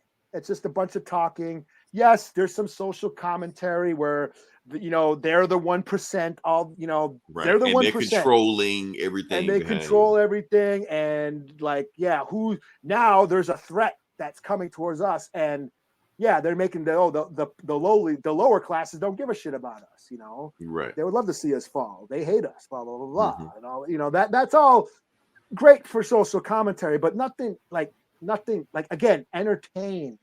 Right. And plus that social comment at this point is kind of tired. We've heard it too many times at this point. Yeah. You're not really saying anything we haven't read in a bunch of other comics before. Yeah. It just felt like this is just a bunch of references and, you know, a bunch of it's a what if book. It really is. It's just a what if book. But, It's just a but what it's if not book. but what if what happened? What happens? That's what I'm saying. Like there's usually a hook. What if You just Aunt May gets spider powers or something? This is just what if the Maker made another world, or right. another universe. Right. It's just like, You know, and okay. he's the leader and he can do what he wants. I'm like, know? okay, good for him. Shit. Yeah. Okay. We don't have to deal with him. Shit, let him stay over there. Yeah. I don't know. Yeah, I wasn't feeling this one. I started feeling like how I felt reading the Penguin book last week. I was like, this is just dragging. This is starting to drag. You know, Right. Can someone throw a punch, please? You know, you know. So yeah. No, we need Hulk to talk about politics. That's what we need. Yeah. So Right. yeah. So I don't know. So I'll give it I don't know. I guess I'll give it a 3 out of my review. I'll say it's okay. 3 out of 5. I'm not gonna shit all over it. It's a 3 know, out of 5. I'll probably finish it because I can't. It's I only made one it this issue far. left. It's just like I might as well. Right. You know, maybe it'd be, you know. but I don't even where it's going. I don't even really care where it's going. I don't care about Iron Cane. It's just like, okay. Yeah. Yeah. Yeah. What if Iron Man became Kane, or Like- vice versa? Yeah. Okay. In 4 issues, or not, or he probably won't even show. No, at this point, I bet you he's not even going to be in the next issue. We won't even see Kane. They would just something Yeah. just scared. Like he don't even show up. Yeah. You know. Okay. So I'm next. Let's see. Yeah. Which, What do I have next? Oh crap. Crap. Where's my folder? What should I do next? Okay, I'll do the Helverine. Helverine. Helverine. Okay. So what is this? Wolverine number 36, is it? Okay. Yeah. Oh. Let's see. It's this one. Oh shit. Nope, not that one. Okay. I must have my screen. Come on, we'll get together. I'm fucking up. Okay. So this is Wolverine 36. This is the Spirits of Vengeance, or what is it called? Weapons of Vengeance. Weapons of Vengeance. Yeah. Weapons of Vengeance. Wolverine and Ghost Rider have teamed up to go find this kid who's possessed by a demon, who's going around just doing all sorts of ill shit. I gotta say, the beginning of this comic I thought was kind of fucked up. You know, where when they sit foster, the kid in there, yeah, the foster mom like takes him to like hospices to like, you know, suck out, to basically murder people. You know, you got to sacrifice one, otherwise he's just gonna go crazy and start killing random people. I still think it was kind of fucked up. I mean, yeah, I guess it's, you know, the lesser of two evils or whatever. I mean, because it's elder abuse, like to the extreme. So yeah, but I thought that was kind of twisted. But basically, Wolverine and Ghost Rider have gone to Weapon H, or a faction of Weapon H, or Weapon H. What's that facility called again? Weapon Plus. Yeah. And there's some, I forget the guy's name, but he's some supernatural scientist guy who's basically trying to find mutants to possess them or like merge them with dark magic and make these like demon mutants. And Wolverine and Ghost Rider show up at the facility. They start whooping ass, but they end up getting captured. And at the end, the guy takes Wolverine and injects him with dark magic, and now he's Helverine. To be continued. Oh, yes, that is. So okay. Yeah. And I thought this was just stupid fun. At this point, like at first I was like, this is just a tie-in with that Fall of X shit. And I'm like, oh man, they can't just go fight monsters. But no, this is just dumb fun. Yeah, and plus they've been teasing this Wolverine thing before the issue came out. That's why I kind of was interested in this crossover. Like, and Benjamin Percy he's writing Wolverine, he's writing Ghost Rider. They've been, both series have been fucking dope. He gets both characters. So yeah, I thought this was a lot of fun, and Wolverine is just so stupid and campy that I love it. So get your death battles ready. Get your feats ready. Get your death battles ready. He's going to be there. Yeah. Wolverine versus Goku. Let's go. All right. So what do I got next? Okay, I'm gonna do the big meaty book. Let's go ahead and knock this one out. Yeah, this one. Batman, Catwoman, Gotham War. I wanted to pick this up, but I picked it up because of Gomer. Gomer reviewed this on This Geeks and Comics. I was like, well, maybe I need to look at this. So see what's going on. I skipped this. I didn't read this. So yeah, this is Gomer likes a Batman book. Yeah, he liked this. Like, he highly recommended this book. So yeah, not only that, this book is like the beginning, the first issue of like this huge Bat crossover. You remember like what was that, Gotham War versus Joker, where it's like all over damn books like that. This is gonna be that. So, but it's Batman versus Catwoman.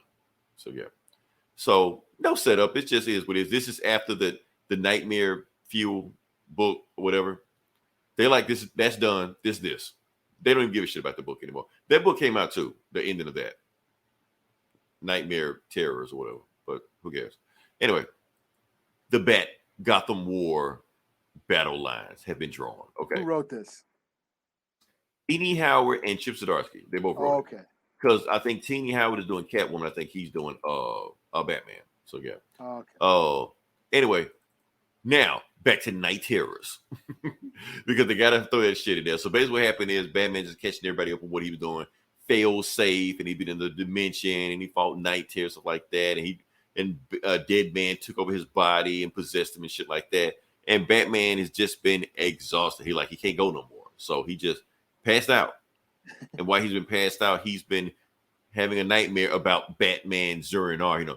Let me out, free me, you need me, all this shit like that. And then he wakes up and he realized, okay, something's going on. He's been shaven, so obviously somebody will take care of him. He's in the Batacombs, and it's Oracle on the thing, and she's just like, Bruce, hey, what's going on? We found you, and we know your body. We basically let you rest and see what's going on, but we try to see what's going on with you because you've been unconscious for 8 weeks. You've been in an 8-week coma.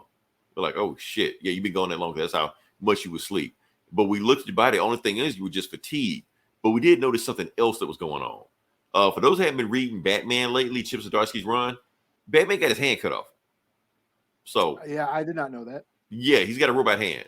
And he's not telling anybody he's got a robot hand. So even through the whole Night Terror shit, he had a robot hand and didn't tell anybody.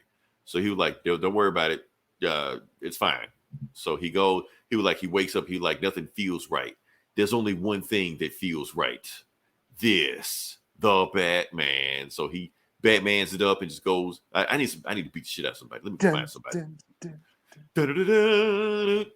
On the gargoyle, doing just Batman shit.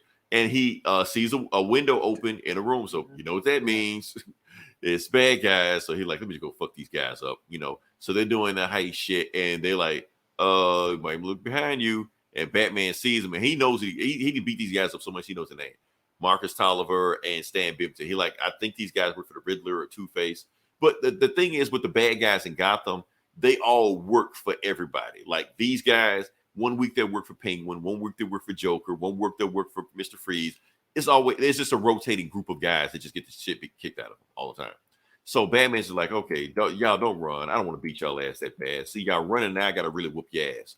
So they run, and then he realized that, what the fuck? So they got away from him. You're like, that's new. How they learn how to climb up there and do that shit. But then he goes up there, they're not there. Then he looks down and realized that no, they got out through the vent. They only threw that shit up there to throw Batman off. They're like, okay, these guys aren't that smart. How are they so they stepped their game up in the last 8 weeks I've been doing this shit. So and they got away with the shit. So he's like, okay, something is up with Gotham. So skip past this. The point that you need to know is that when we cut to Selena, what she's doing, she's running like her own gym, training ground, dojo, whatever. And she gets word that Batman is awake. Batman's been out of commission for 8 weeks. Now he's up, and she realized, okay, now that Batman's up, he's going to have a problem with my operation, what I have going on right now. So she tells her, like her number one henchman or like that, put the word out. I want a meeting with the Bat family. So that's what. But the henchman is telling him or telling her, like, okay, Catwoman, I know that you always get over on Batman because you use your sexuality to get over on him. But don't you think sometimes it's vice versa? Batman also gets over on you also. Like you sometimes sway to Batman's whim. So we need you to be strong when you have this meeting with Batman. Don't fold, basically. She's like, I won't. I'm going to stick to my guns and I'm going to handle it. So I'm going to tell them what the hell we're doing. If we don't, then we're going to have a problem. So that's what's going on. Meanwhile, we cut to my favorite joke-ass Batman villain, Maxie Zeus. Maxie Zeus is an old Batman villain. He's like one of those goofy ones that nobody cares about. And he's telling his henchmen to cut off the electricity in Gotham because electricity belongs to Zeus and Zeus only. And the henchman is telling him, I don't know how to do that shit. So while he's doing that, that's when Robin jumps in there, and he takes off running, and the goon is just like, Robin, don't beat the shit out of me, don't hit me. And Robin just run past. He's like, Craig, go home. He's like, okay, fine, I'll go home. So he runs after Maxie Zeus. Maxie Zeus uses his like lightning bolt. It's not a real lightning bolt. He's like, he just made this shit up. He throws it at him. He was like, you're gonna send a bird after a god? You're gonna fight me? And then Batman's like, okay, well, fine, I'll fight your ass then. And beat the shit out of him because Max is just a regular ass, crazy ass dude that escaped Arkham. That's all he is. So, and Ray haven't seen each other 8 weeks. They hug it out, it's like that. And then Batman asks him, okay, so did you round up Maxie Zeus goons? He was like, what goons? It was just Craig. He was with the Riddler last week. We whooped his ass. The cops got him. He only had one goon with him. And Batman's like, one goon? Okay, that doesn't make any sense. He's supposed to have like an army of dudes. I wanted to beat the shit out of people. But anyway, they just got word that Selena wants to have a meeting with them, the whole Bat family, with no mask. So they go to the Kitty Cat Club. And the Kitty Cat Club is like her base she's at right now. And she meets with the Bat family, just them. And she just wants to talk at them with her plan. So basically what her plan is, and what she'll be doing for the last week, over the last 8 weeks, is that she's been training the underlings of Gotham, like all the goons that just hop from goon to goon, the boss to boss to boss to boss. She's been training them for them to work on their own. So now that they know how to work on their own and become cat burglars, they don't have to depend on the Riddler and the Joker and all the shit like that to work for them anymore. So since they don't have to work for the Joker anymore because they're getting their own money, those guys don't have goons anymore. So they're not as effective as before. Penguin can't do shit without his goon, so Penguin can't do shit. Same thing with Mr. Freeze and Riddler and all these other people like that. So basically, with what Catwoman's doing, since she's training these guys to work for their own, crime has dropped to 75%. She's damn near eliminated crime in Gotham for what she's doing. She's training them to be cat burglars, so now all they do is rob rich people. But they do it where the rich people don't get hurt. The rich people are gone. They do it where they don't even miss the money, like steal a necklace or shit like that. The rich people won't miss it. So it's different from when you rob a dude in a bodega and you steal his livelihood. You steal it from people that they don't even care. They don't even know the shit gone. So they're feeding their family. They don't have to work for Riddler and all this shit like that. They don't have to get beat up by you because like this white collar crime they doing, It doesn't pop up on your radar. The rich people don't even report the shit because they don't even know it's missing. And so that's the plan right now. So basically, Catwoman has eliminated Gotham and crime in Gotham. Well, good And job, she- Selena. Yeah, and she just telling the Bat family just one thing. I just need y'all to do one thing. Stay out of my way. Leave me alone. Don't do anything. We're good. And half of the Bat family kind of like talking over it. Half of them kind of agree with her. They're like, they've noticed that crime has dropped 75%. They're realizing that people aren't getting mugged in the street because since these guys have their own money, they don't have to like rob people in the middle of the street and back alleys and stab and shoot and sell drugs and shit. They got their own money, so, and they were like, and Batman's just like, what the fuck are y'all talking about? Like, first off, this is the dumbest ass plan ever. All y'all doing, you're not stopping crime. You're just redirecting crime. You're just creating more victims. So, and what you think, Selena? You think just because we all have this certain relationship that I'm just turning a blind eye to the bullshit you doing? And she's just like, no, I'm not doing that. Because all I'm doing is just robbing the rich. Nobody cares about the rich. And Batman's like, my parents were rich. Like all this bullshit you saying, like that's the shit that got my parents killed. And that's when Selena's just like, hold up, who you yelling at, Batman? Since you want to go there, we can really go there. We can do this in front of your Bat family. We can do this in front of kids if you want. And Selena just lays into him. She was just like, look, you just mad because I cleaned up crime in Gotham and all your money and all your brains and spending money on bat boats and bat repellent and beating the shit out of people. You thinking it's going to do any better, but you haven't solved crime in Gotham at all. Now I know why Gomer likes this book. That's why, because it's the eat the rich shit that Gomer likes, She's saying when all you really need to do is have compassion with these guys and talk to these criminals and find out why they commit crimes to begin with, and you would have ended crime, but you didn't want to do that. You just want to beat the shit out of people. Matter of fact, you're the reason why we're not married right now. Because when we try to get married, you want to do this Gotham needs me bullshit. Well, guess what? Gotham don't need you. They got me. So now what's your reason why we're not getting married? And Jason Todd, they just stare at each other. And Jason Todd's like, damn, Bruce, she got you. Bruce, Batman doesn't look at Jason Todd, but he like, if you say one more fucking word, I'm going to beat the shit out you. So he just leaves out the room, man. He like, I can't do this. I'm leaving out the room. And everybody's just talking to Selena because they know Selena. They're like, Selena, like, if you go too far, you and Bruce ain't going to get back together again. She's like, fuck him. I don't care about he going together. I'm going to do my thing. And either he can have his mission. I got my mission. She just walks off. That's it. So, and everybody's just kind of happy. And they're like, well, damn. And spoilers just like, damn, I hate it when mom and dad fight. And Damien's like, that's not my damn mama. I was about to say, what's fucking Damien gonna say? Hey, right. Don't talk to my dad like that. Right. He wants to beat the shit out of Catwoman. He's like, I'm gonna just whatever Batman does, he's on their side, So yeah, so we're gonna keep walking back. Oh, and that's when Damien's trying to not Damien, Tim's trying to talk like maybe at least like try to hear her conversation. Like, don't just walk out and just like tune out. Like, I ain't tuning shit out. Look. Everybody in that damn room is a victim of crime. I took all of y'all in and helped y'all get past that shit, past your trauma, trained you, helped you get over this shit. But nah, y'all just want to just ignore that shit. So y'all just want to just choose who's gonna be the victim? No. That ain't gonna happen. And he just drives the fuck off. Meanwhile, I'm gonna just cut to this shit. Man, the point is, Jason Todd shows up at her house. And basically, Jason Todd's like, and they kick the fight up. It's a fight, bullshit fight, doesn't really matter. Jason Todd basically telling her, I'm on your side. Like, we can team up together. You can't do this shit just by yourself. You need some of the robbers on your side. Look, let me go talk to some of the other people in the Bat family that might be on your side. And we can sway Bruce into, leaving you alone.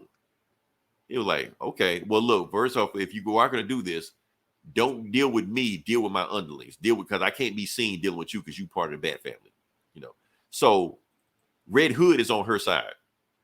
So, and that's when Batman just like, see, they don't get it. That's why, and see, Batman saw people in the room, half of them with her and half of them not with her. And he realized that, yeah, see, they not really in this as much as I thought they were. They just pretend to be Nightwing and pretend to be Robin.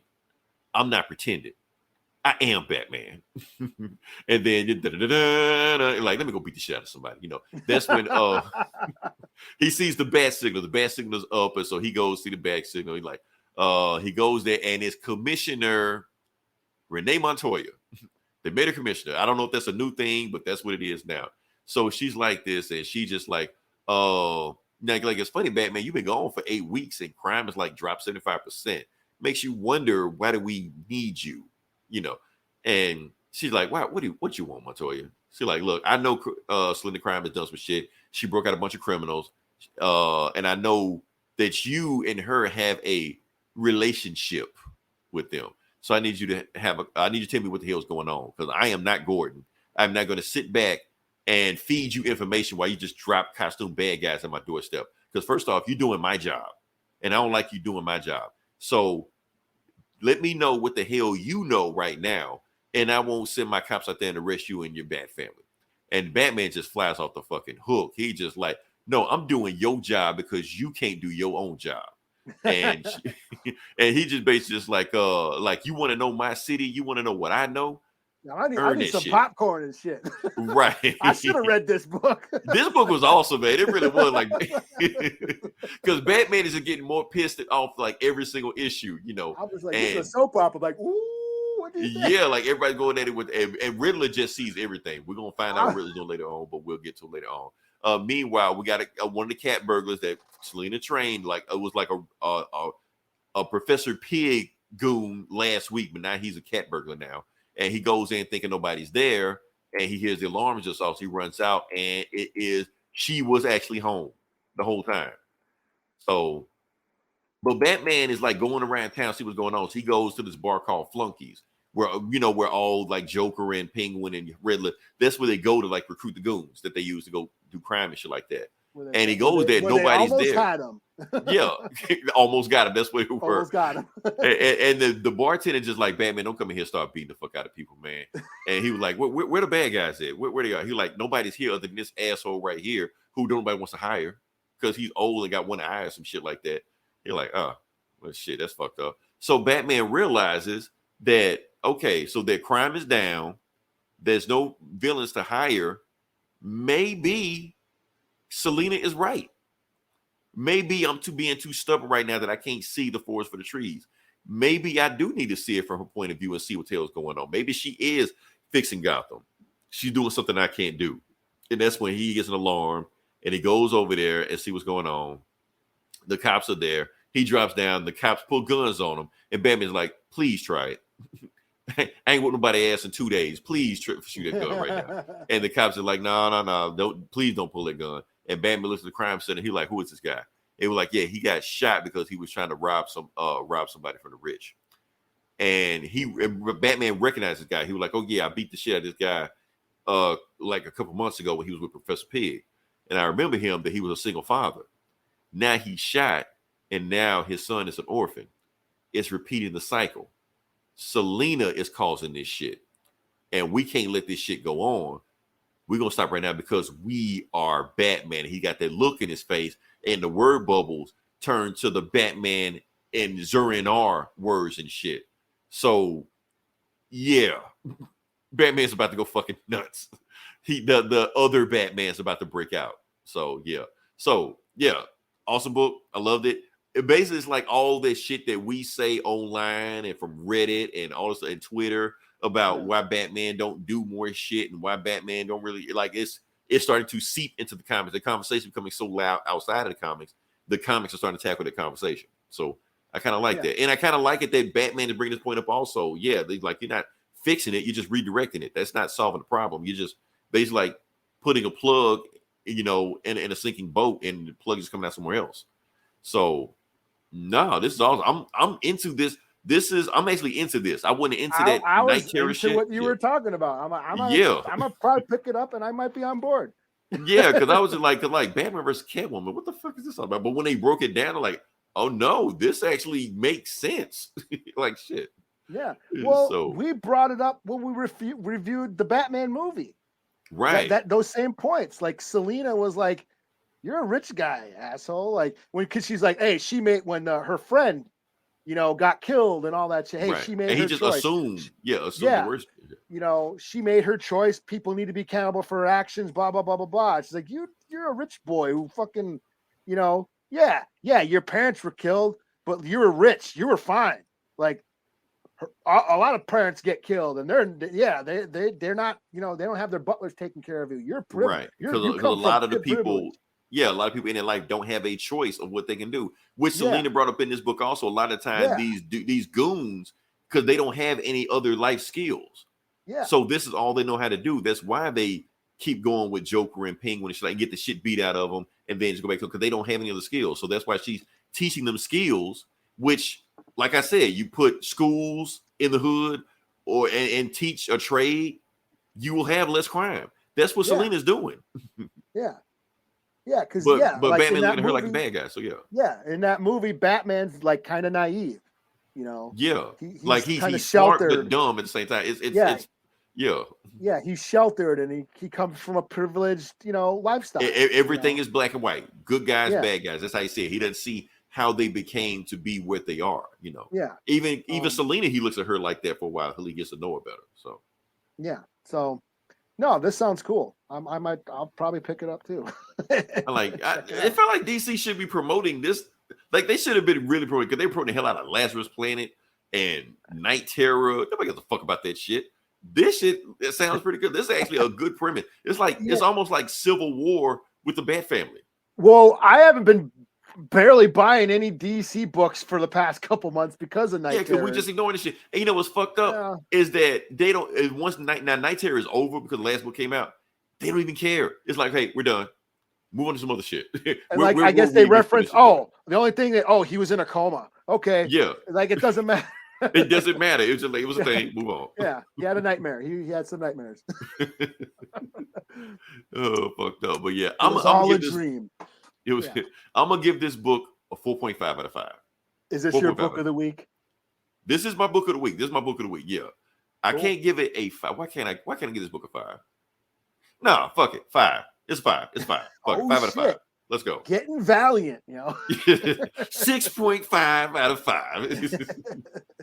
No, this book was there. I can't think of anything wrong with this book. Matter of fact, I would recommend this book to people that don't read comics. If you don't read comics, they picked up a comic. Pick up this comic. It makes me excited because I haven't been on Batman for a while. Like even we stopped reading Batman. It's like, okay, he's another dimension. I don't care. Yeah, he was, you know, coming down from space with his drawers over his head, and you know, I was like, oh yeah, this is just wacky, wild Batman. Okay, right. I just kind of gave it a rest for like the past, it's like a year. It's been probably about a year since I read a Batman book, you know. But this feels like street level Batman. Yeah, this is like the shit I want to read about. You know what I mean? Gotham shit. Street level crime shit, you know, fuck aliens and space and Justice League shit. I don't know. Right. Like all this shit is out of here. This is the type of Batman shit that I like. You know, yeah. Hell, he might end up he might even fighting the Bat Family in this, like some of them. Depends. That sounds awesome to me. Yeah. You know. Yeah. So all right. So yes, what you got next? I got Conan the Barbarian, #2. Okay, I'm interested in hearing what you say. I know you reviewed the first, but I'm interested in hearing how you feeling about the Conan run right now. So yeah, but so I know you're gonna get to it. Yeah, Marvel no longer has Conan. Right. Is it Titan Comics that's taking it over? But the same writer. Yeah, Jim Zub. Yeah. And it's funny. Shit, I should pull it up. But yeah. It's basically a new Conan arc, a new creative team, a new label or a new publisher putting out Conan. And it's funny, all those I haven't checked the Marvel app, but I wonder if those Conan books are still on there. Because now they're advertising all those old Marvel comics in this book now. Like the omnibuses and shit. Mm-hmm. But yeah, this is funny.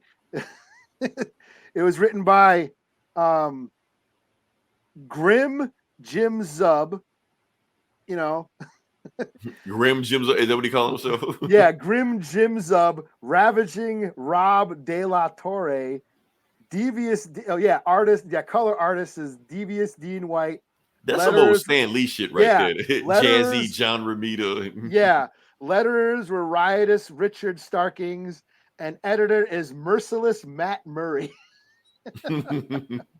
This is like totally old school 70s, 80s comics. Well, You I mean, know? like I said, that's pretty much what Conan. Like I said, that whole Marvel Bishima. That's it, Bishima. Bishima? Yeah, because he pretty much like like made those Conan comics. Yeah. And totally written in that style, all those pulpy texts, narration, and very violent. So it goes harder than Marvel was going. And That's the what I'm art saying. is, Like it almost feels like the shackles are loose on him now. yeah, That's what. yeah, brutal, violent, awesome artwork. So this is basically it takes place. It's a younger Conan, so it's in his younger days where he's still like fighting, exploring around, fighting. It turns out a zombie army of the Picts, which is another that savage tribe, kind of barbarian tribe that's in the Conan universe. They've been possessed by something, and they're basically a zombie army that's going around the land, just fucking place up. Conan meets up with a descendant from that tribe, this hot ass barbarian chick. She's a scout, and she's been trying to warn people like, yo, there's this evil coming, but no one believes her because she's a Pict, or she's from Picts are like considered like a lower class, like a minority underclass of a tribe from the forests, and Aquilonians were like rich assholes, so they looked down on her. So no one believed her that this zombie army was coming, and they start fucking up the place. Her and Conan basically travel and follow this army. They sneak and they follow the army. They're marching across the land. Every now and then they kind of stop and like look up to the sky, and like a light shines down on them, and like it's almost like they're being controlled by some magic, and then they keep going on and on. They eventually get to Samaria and fuck up Conan's people, and Conan goes there. Already did. No, this is before that. So this is a younger Conan before his tribe was wiped out. Oh, gotcha. Okay. Yeah. So Conan goes there and he fights a bunch of like the zombie Samaritans, because now his tribe has been killed and they resurrect as zombies. So he's got to kill a bunch of his, zombie tribal people, aunts and uncles and shit. Yeah. Okay. And then at the end he sees the horde going towards the fog, like in the up the hills, and they see there's some kind of like giant like cliff tower sprouting up out of the ground in the fog, and that's where it ends. So basically they don't know who's controlling this zombie horde and possessing everyone and turning everybody into like zombie armies and shit and just taking over the land. But this is all I added. This is my book of the week. This is pretty cool too. There's a scene, of course, he ends up banging this chick, and they have a conversation, which I thought was really cool, where, she's like, basically she's like, wow, Conan, you make good love, basically. like how could a guy, this great warrior who can just kill her and murder her what you are, but have the ability to bring such pleasure and shit like that, and he's like, well, he kind of just breaks it down. Well, yeah, the world's fucked up. The world, it's a hard world, and but sometimes you got to take time to find the beauty in the darkness. And I like that just sums up Conan. I never thought about Conan like that. Yeah, that just sums up how he is. He is just a guy, just roams around doing just going with the flow, living in the moment, going on adventure to adventure, adapting to whatever situation, and just, and even makes fun of her gods. Like, oh, I don't know why my tribe was wiped out, and, the gods was cursed us and blah, blah, blah, blah, blah. And he goes, yeah, you go ahead and pray to your puny gods. They don't listen. like my God, Crom, he don't listen to us. Yeah, he doesn't. We would pray to him, but he falls silent and he does nothing. You got to do it yourself. Like in the movie, he's like, Right. "The hell with you, Crom. I'll do it myself." You know, he's like, you got to just do. You live life by your own rules, and take your own destiny in your own hands, and quit praying to these gods who don't listen. It's like that's such a Conan thing to say, So yeah, there was a bits of that, those little moments of his, you get the essence of his character come through. But other than that, I really liked it. The only thing I can critique is some of that writing gets a little long. Like every panel has, the sand crumbled beneath their feet as they trudged through the land, all that very pulpy writing, but like every panel had it's cool to like start with like the first page, but after that you kind of like supposed to bleed away, but yeah, they just hit you with it. Okay. Yeah, you can let the visuals tell the story as well. So as much as I enjoy that pulpy style of writing, it got a little redundant after a while, I felt. But other than that, I thought this was dope. Is this my book of the week? 4.5 out of 5? Is this my book of the week? I don't know. And I see that's the same poster as the first movie. So yeah. It's got the character from this book though, in there. So, but yeah. Cool. All right. So last book I'm going to do is Miss Marvel, the New Mutant, #1. Okay. So I decided to go ahead and get this. This may be my first. Did. Yeah, this may be my first Miss Marvel book I've ever read. Like with just her by herself. Like, she's been in Champions and Avengers and X-Men, all shit like that. This is her. So why did I pick this up? The reason I picked this up because I was curious.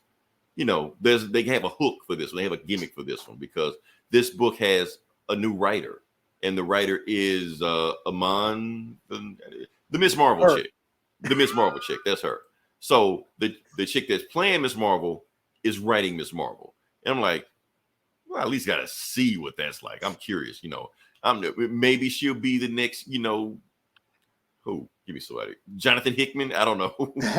I hear she's a big, huge MCU fan. That's okay. Here's the thing, because when like one of those Marvel movies where they said the 616 and Kevin Feige was blah blah blah blah, like she went at him directly, like, no, that's not the 616. Like she corrected. I was like, is he gonna fire her for saying this shit? Like, nah, the ball's on her. So now she can go like, Kevin Feige, I am the 616. I'm in this. I'm writing this shit. So basically, whatever she says now goes. Because she's writing the character, so take his job. No. Pretty much, yeah. So, but at the same, this is a gimmick shit. Is this just some shit?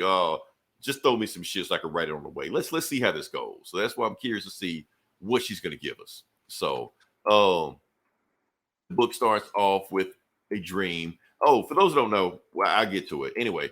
It's a dream sequence. She's being introduced by Carol Danvers, the original Miss Marvel, as the new Miss Marvel. And all the superheroes, the Marvel superheroes are cheering her on. She's their favorite, Miss Marvel. What you gonna do? What you gonna do? And they're like, "Don't worry, you won't let us down, Miss Marvel." And she has a one-on-one battle with herself. So it's like mental. I don't know if you're noticing, but the screen isn't up. Oh, it's me just doing shit. Oh, yeah, you're doing pantomimes. That's what I normally do when I do this shit. But yeah, there we go. Okay, get your dolls out and. Okay, I've got to look at that on the replay and see how that looks. Okay, all right. So, like I said, she's going against herself. So kind of like Kamala, and I've always screwed the name of Kamala versus Miss Marvel, like the expectations of Miss Marvel. That's what she's fighting against.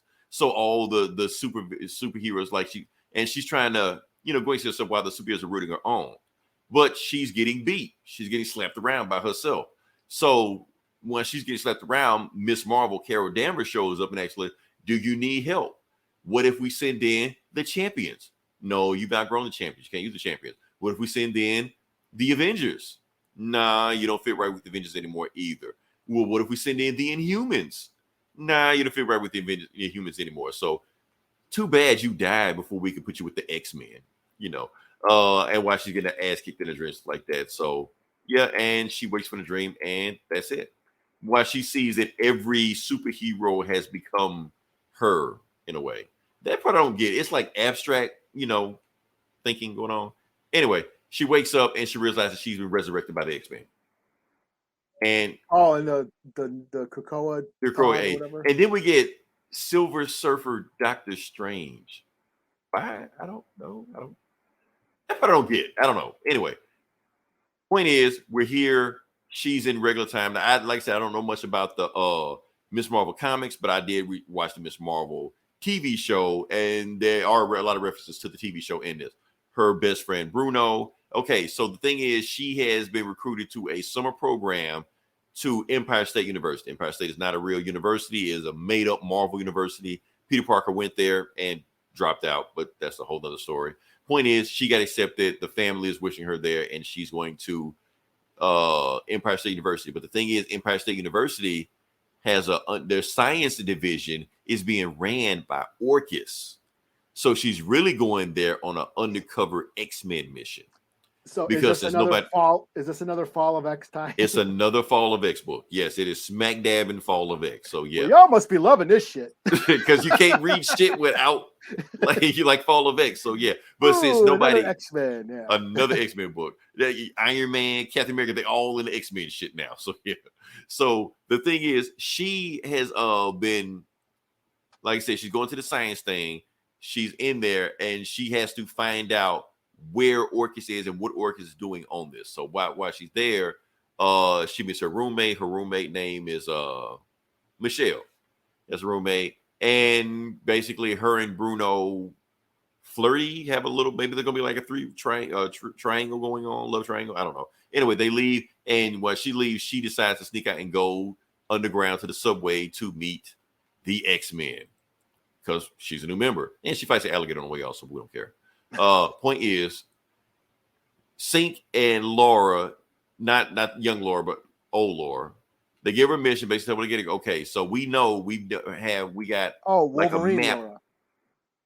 Yeah, X-23, but not X-23, okay. the old X-23. Because she was cloned in the Hickman run, but I'm not getting to it. Okay. Yeah. Sure. Why not? Yeah. Okay. The point is, yeah, it's a thing. I'm not gonna get into it. The point is, they found out that Orchis has an underground layer underneath Empire State University. So they're telling Kamala she has to find that underground layer and basically find out what's going on down there and report back to the X-Men because she's X-Men now. That's the mission. She's like, okay, I won't let you down. I get the job done. Because since nobody knows she's a mutant, she can go come and go as she please. So meanwhile, while we're doing all that, she realized she hasn't told it's the Gully sign because now everybody hates the mutant because of the Fall of X shit. So she can't even she's afraid to even reveal that she's a mutant. But she realized that she has to and this dude in the red saying, hey, y'all want to join the comic book club? And Kamala like, nah, we ain't got time for this shit. We busy. And Bruno like, hold up. Something not right. How the fuck you turned down a comic book convention? Okay, McFly like knocking on the head and shit like that. And then she realized, okay, she's just gonna just straight up tell him what's going on. Before she tells him, she eats the Euro. I guess you call it Euro. That's what we call it. So they go eat a Euro, and she basically tells him everything that happened. Oh, I forgot to tell you. Emma Frost mind wiped everybody, so nobody knows that she died. Oh, you told me that. Yeah. Yeah. So nobody knows that. He don't even know that he attended her funeral. So she's dead. She dead. Came back. She's an X-Man and a mutant and an Inhuman, and she's on a spy mission from the X-Men right now. She's like, what? But the main thing he hears is that she died, and when he hears that, he hugs her. I like that was a sweet little moment right there. But then his alien detector goes off. That's the thing he had. So there's aliens here. So she Miss Marvel's out and then shows her new dynamic X-Men outfit. Even though everybody hates mutants are outlawed, she's got X's all over her outfit and she's wearing the X-Men colors and she's about to go into battle and shit. So she goes into battle, finds the alien, which is a Chitauri. So she's like, okay, I'm gonna fight the Chitauri. And one punches him. She's like, okay, I'm good, but I'm not that good. How the hell I one punch at T'Chari? But then she looks at T'Chari, and one of the arms have been cut off. It's got tubes all over and shit like that, cuts and bruises all over, stuff like that. So somebody has fucked up to T'Chari before he even got out. They're like, okay, that's not good. So, and she's talking to him, and he's like, below. He's just saying below the whole time. So, okay, that's what's going on. But then he started like laughing and beep, beep, beep, beep, beep, like, uh-oh. And then she grabs all the people, gets them away from him, and then T'Chari blows up. And then everybody's looking at Miss Marvel, and they see all the X's on her outfit and shit. They're like, oh, damn, Miss Marvel's a mutant? Damn, I used to like her. And they're like, oh, she did this shit. She's a terrorist and all this like this. So now they hate Miss Marvel. And now she shrinks down to like Ant-Man. So I guess she got Ant-Man powers and shit. So she just shrinks down to run away from him. Embiggen and shit. Yeah. And, okay, yeah. I guess that's a thing. It may be a thing before, but I didn't know. So she runs away. And she turns back to regular Kamala, and she hears everybody saying all the fucked up shit about Miss Marvel. Because now that she's a mutant, now they hate Miss Marvel because she's a mutant. So, yeah. So she's just in her bedroom. Bruno shows up, and she's just like, okay, ain't it time for you to sleep? But she doesn't want to sleep because she don't want to have like another nightmare about what's going on. So she just make Bruno play video games with her all day. Oh no, they're not. It's not what you think. I think they just playing video games and shit. That's all. And then just stay up all night. While they're doing that, that's when the real villain is what's going on. And she's kind of like fading out. And when she's fading out, she's still having dreams about the X-Men doing that fucked up shit and Miss Marvel.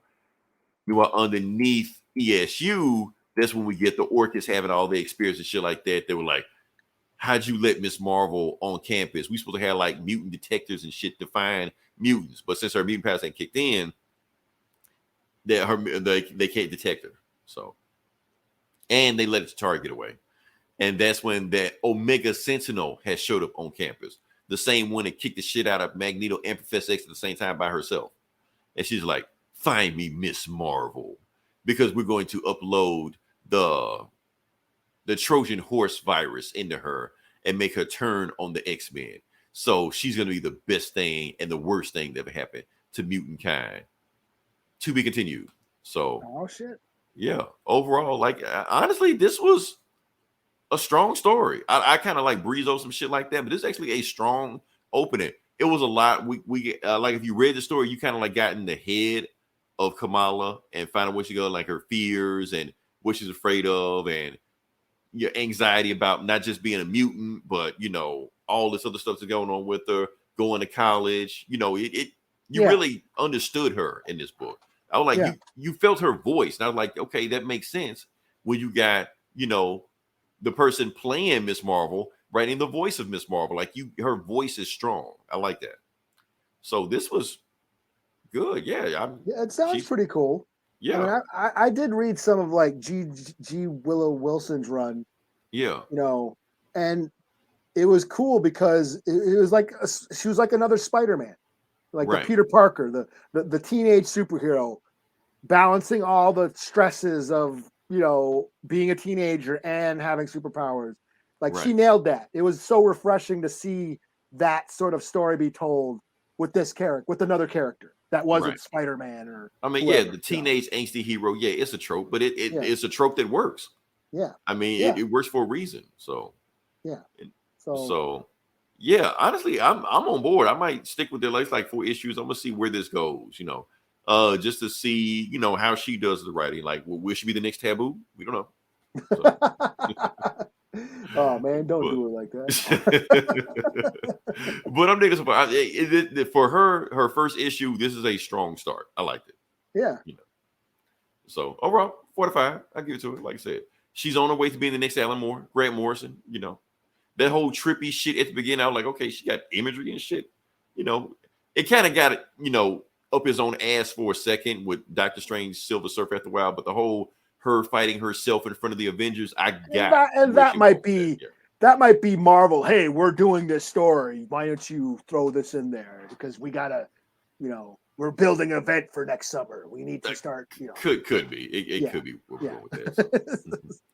So. But yeah, that's what I got with that one. So yeah. So I thought I was booked out, but I'm not. Yeah, you had one more. I don't know what you got, but I know you got one more. I got Hulk number 3. I totally That's forgot what it about was. this. Hulk number 3. I think this is my book of the week. You worse than me with the video game movies. Okay.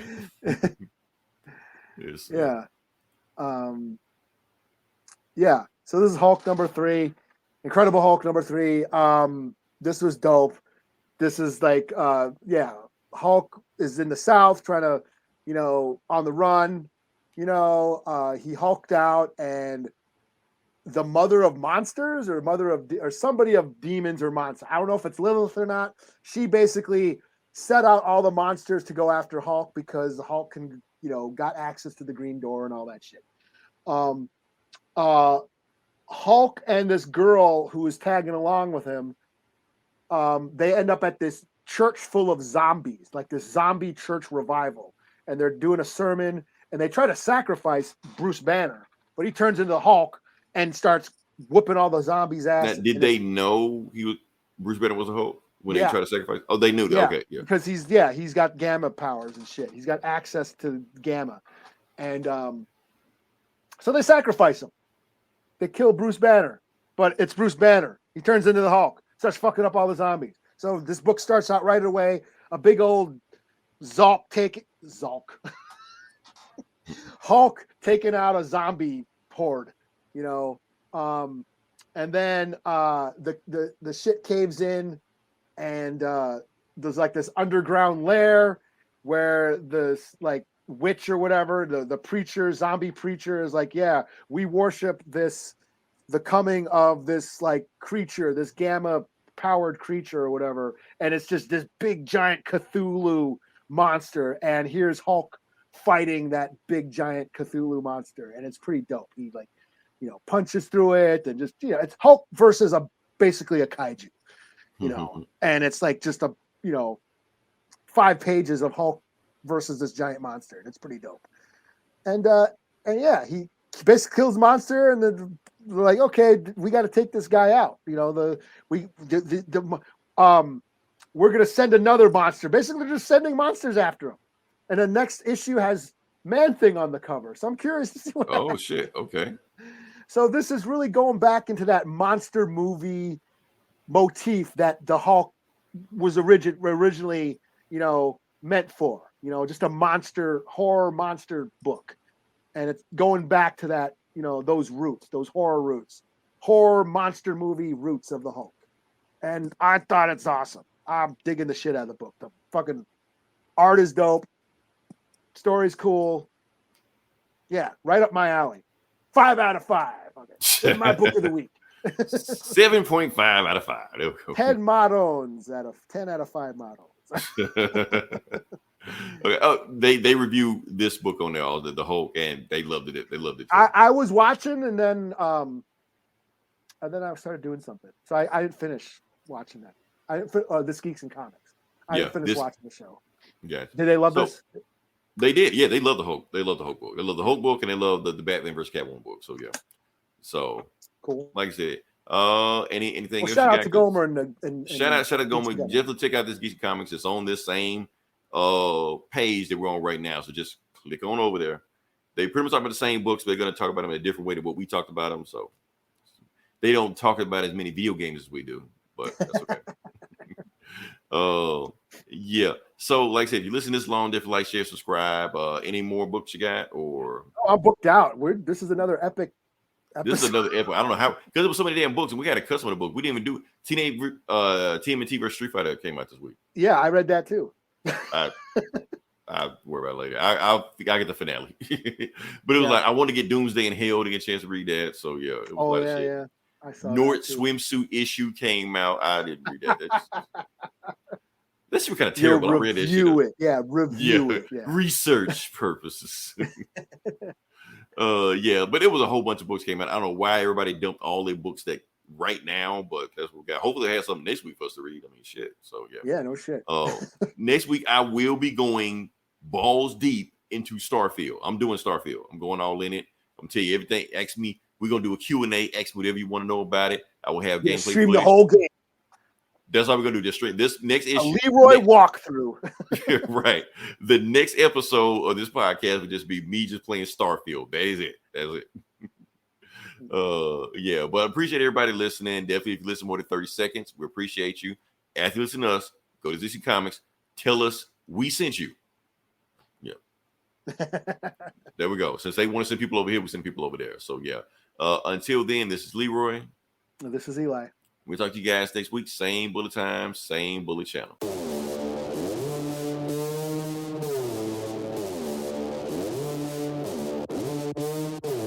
It's no days off. Take no breaks. You in my lane. You in my way. You cross that line. It ain't your day. I lost my mind. I need my spot. Get out my way. Get out my way. Get out my way. Get out my way. Get out my way. Get out my way. Get out my way. Get out my way. I ain't never been safe. Black Forgiatos on the ties got me sitting high like a gladiator. Life on the line, cross the state line, straight face when I navigate it. You don't know about the fast life. I got scars from my last fight. Ice water in my bloodstream from some old things in my past life. This is not what you wanted. You hunted, be hunted. No turning back or running from it. It's one and done, you better run it.